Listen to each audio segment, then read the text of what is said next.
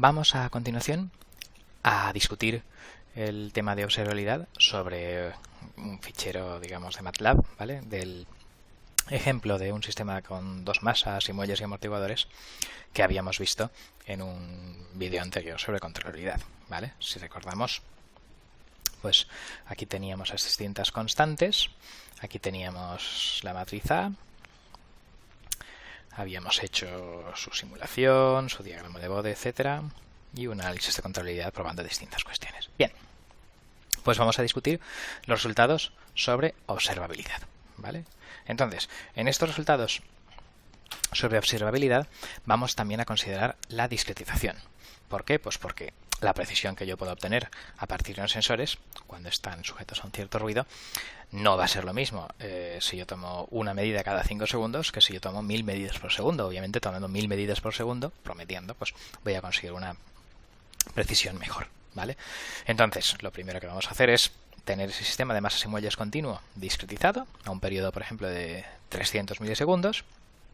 Y vamos a poner pues una matriz C de sensores que sea 0, 0, 100, 0. ¿Por qué? Pues porque la teoría hemos dicho, por ejemplo, que el ruido tenía que tener varianza 1 con un cierto escalado para poder, digamos, interpretar estos resultados. Entonces, por ejemplo, este C sensores, si las unidades del modelo pues son unidades internacionales de kilos, metros, metros por segundo, pues entonces, aunque yo había puesto una C para simular que era 1, 0, 0 y 0, 0, 1, pues porque para simular la posición de la masa 1 y la posición de la masa 2, pues yo en principio ahora quiero comprobar hasta qué punto este sensor es el adecuado o no.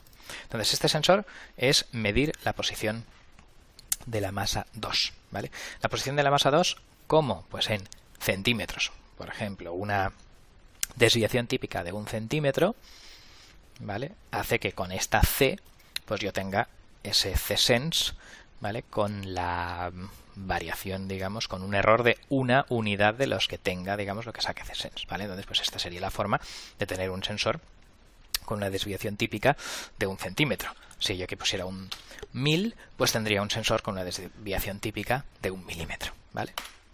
Entonces, bien, pues una vez tenemos todo esto, pues bueno, formo mi sistema con la nueva C para comprobar la utilidad o no de ese sensor, lo discretizo con ese periodo y con un retenedor de orden 0, por ejemplo. Si queréis más detalles sobre qué significa y cómo se hace y qué se hace debajo, digamos, en este comando sobre la discretización, pues tenéis detalles de teoría en este vídeo y, digamos, ejemplos de MATLAB, ¿vale?, en este otro vídeo que aborda discretización. Entonces, suponiendo que esos temas están claros, pues bueno, si calculamos la matriz de observabilidad, pues sale esto de aquí. Y si calculamos el gramiano de observabilidad, pues sale esto de aquí, ¿vale? Entonces, lo que es interesante del gramiano, digamos, son realmente sus valores propios, ¿vale? Entonces, si calculo los valores y vectores propios, los vectores en VO y la MO, pues la diagonal de valores propios, pues bueno, los valores propios son estos de aquí, digamos, pues 10 elevado a 5 por una cosa así grande, digamos, y los vectores propios VO pues son pues esos de ahí. Voy a recalcular, no sé, aquí haya... Vale, sí. Bien, entonces, la raíz cuadrada de esta diagonal lo que me daba es la varianza, ¿vale? La desviación típica, eso es, la varianza es la matriz completa, la raíz cuadrada de diagonal, la desviación típica del estimado que yo tendría si yo tomara medidas cada 0,3 segundos, infinito tiempo, digamos, de la evolución de ese sistema, suponiendo que no hay ruido de proceso, ¿vale? Revisad las transparencias, digamos, y el vídeo de teoría. Bien, pues entonces eso significa que el mejor estimado posible que podría obtener de un estado inicial, tomando un montón de medidas a este periodo, pues aquí vemos en este vector propio que lo más fácil de medir tendría una desviación típica de 2,5 milímetros con este sensor y sería pues la posición en este vector propio, vemos que básicamente 0,7, 0,7 un poco de las dos masas. O sea, lo más fácil de medir es la masa de una, digamos, masa perdón, la posición de una masa y la posición de la otra. ¿Por qué?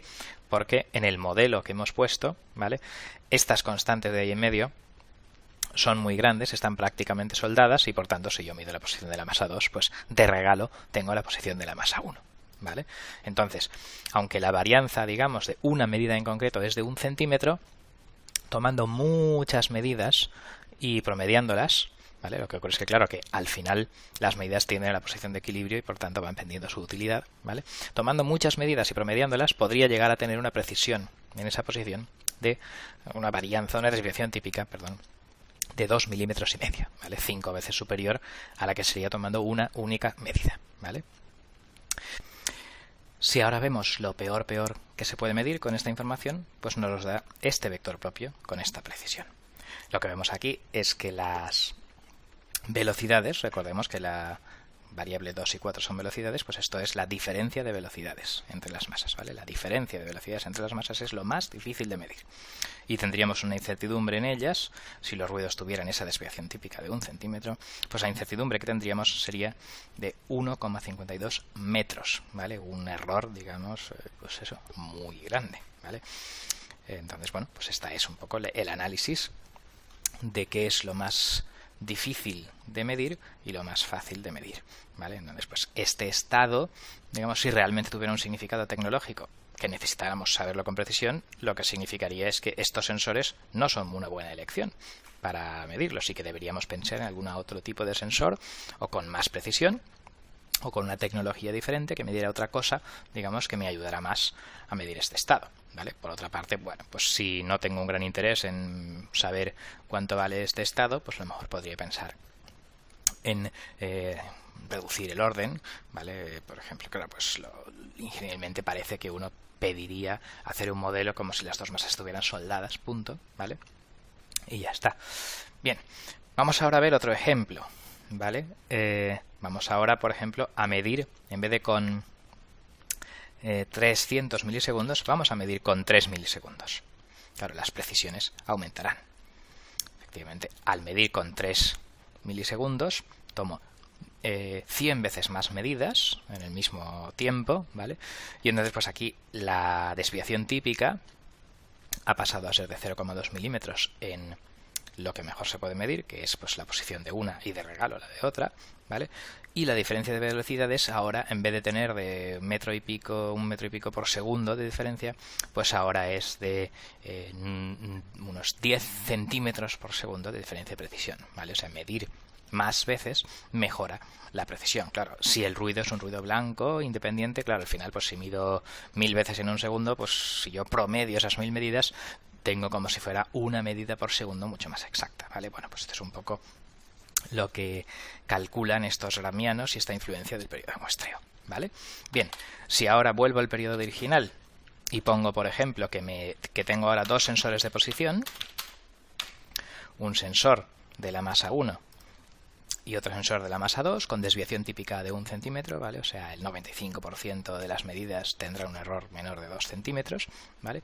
Bueno, pues si ejecuto la nueva sección, pues la matriz de observabilidad cambia de dimensiones porque CSense ha cambiado de dimensiones, pero el gramiano, pues no, sigue siendo una matriz de 4×4 y sus valores y vectores propios me darán la información que yo busco. Entonces ahora, lo que mejor podemos medir sigue siendo la posición de una de las masas y la otra que es su copia. Claro, pues digamos ahora la desviación típica es de 1,7 milímetros, ¿vale? Con dos sensores de 1 centímetro, muchas medidas de ellas, pues esta posición media de las masas tiene, digamos, una precisión de 1,7 milímetros y tomará muchas medidas de ellas para promediar a este periodo de 0,3 que estamos diciendo, ¿vale? La diferencia, la velocidad, también se podría estimar bastante bien, con una precisión de 2 milímetros por segundo, ¿vale?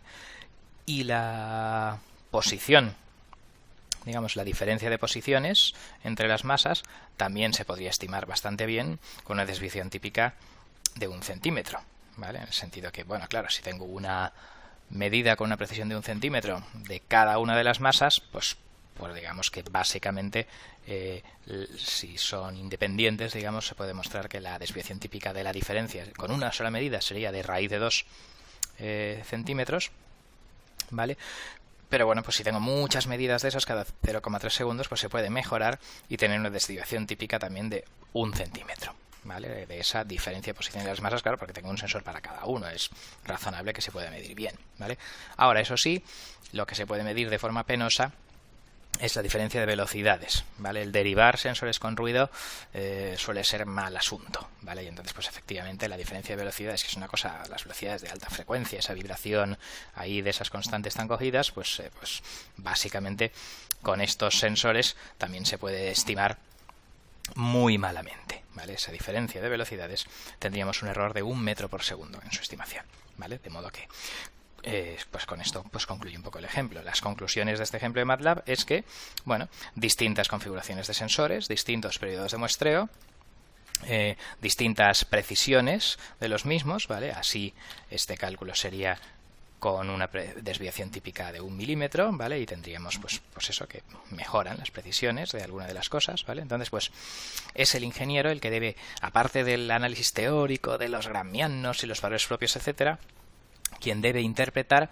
de cara a la elección de sensores, ¿vale? Si el periodo de muestreo y la precisión de los sensores elegidos y la tecnología escogida, si quiero medir esta posición, si quiero medir esta velocidad, si quiero medir esta otra, ¿vale? Pues saber cuál de las selecciones es mejor. Por ejemplo, por último, vamos a comprobar el peor caso posible de lo que peor se pueda medir, cómo se mide mejor, si con un sensor de la masa 2 o un sensor de la masa 1. Pues así, con un sensor de la masa 1, lo peor de medir pues tiene esta desviación típica, ¿vale? De 0,15 de 1 milímetro, ¿vale? La desviación típica del sensor es de 1 milímetro, ¿vale? Y esta desviación típica es de 0,15, digamos, pues como son velocidades básicamente metros por segundo, ¿vale? De error. Si ahora ese 0,15 de lo que peor se puede medir, pues si ahora cambio y pongo ese sensor de 1 milímetro de desviación típica en la otra masa y yo ejecuto, bueno, pues también es más o menos lo mismo, ¿vale? O sea que en este caso, claro, los dos sistemas son, pues, esto es muy simétrico, ¿vale? Las dos masas están prácticamente soldadas y entonces, pues, da igual medir una masa que otro, pero en fin, dependiendo de cuánto es A, cuánto es C, cuál es la realización de un proceso, pues entonces, si tengo un único sensor de posición o un único sensor de velocidad, pues a lo mejor uno podría investigar de esta forma el sitio mejor para poner ese sensor, ¿vale? De modo que la observabilidad y los gramianos son importantes en la selección de sensores, ¿vale? Del mismo modo que la controlabilidad y el gramiano de controlabilidad sería importante en la selección de actuadores, ¿vale? Si tuviera distintas posibilidades de actuadores automáticos o manuales. Bien, y con esto pues finaliza este ejemplo de MATLAB sobre observabilidad. Y paro la grabación.